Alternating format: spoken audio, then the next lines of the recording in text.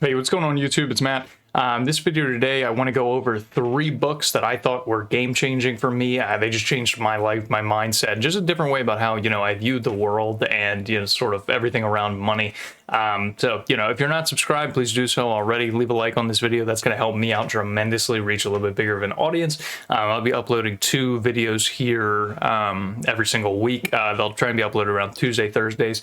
So we'll just cover different ideas like, real estate, investing, business tips, sales, the whole 9 yards. So leave a like, subscribe. Let's go right into it. All right, number 1 is going to be Robert Kiyosaki's Rich Dad, Poor Dad. This book was the first one that I had ever read in personal finance. And at that point in time, I was just thinking, the basic premise of life was just to get a 9-to-5 job and then, go work that, go get your 401k, retire, and then that is it.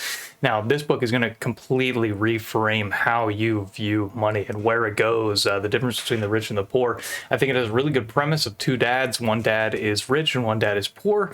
One dad went to, through the educational system. I think he was a professor actually at a university, but still was substantially, less well off than the rich guy who I think in the book actually dropped out of high school. So, that will reframe how you were thinking about certain things, in your life. And I think that's a very beneficial one to read for people of all ages. But I think, if you read it, about to go to college or you just got out of college, I think that will save you a lot of time and just, really do the right things with your investments, with your money.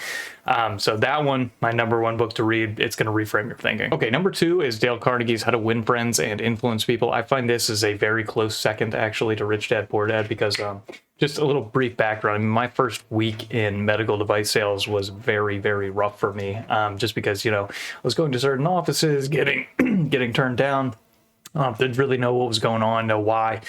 So I stumbled upon this book, and that actually helps out a lot with sales, because it really structures what people are looking for out of people and sort of how to position yourself in a way that is going to lead to more relationship success, more people and friend success. Because, at the end of the day, people, people like people that can help them out and give them things, and not people that just take all day long. And people don't like desperation. So that for me was a great book to read that helped my sales success, tremendously.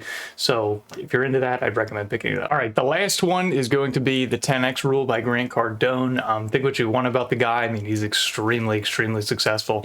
He owns, a ton of businesses, ton of real estate, and he pretty much hits on the fact that whatever you're doing, you have to 10 times the value of it in order to be incredibly successful at it. And this I've found is to be, extremely true in all regards. If you want to be, the top of the line athlete, top of the line anything, then, you're going to have to put in 10 times more work than anyone else, because there's going to be people that are going to be putting in the average. And in order to be above average, you're going to have to multiply that, by 10 is probably a good realm to do it. Hence why it's called The 10X Rule. So I would read that. I mean, that book is, extremely motivating. At least it was to me. As soon as I finished it, I just wanted to go out and, make a ton of cold calls, make a ton of sales. So that one was really good. I think if you read those 3, it doesn't have to be in that order, but, it could be whatever you want.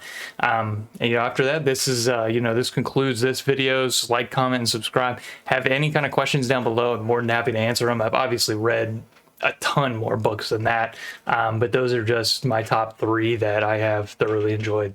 So till next time.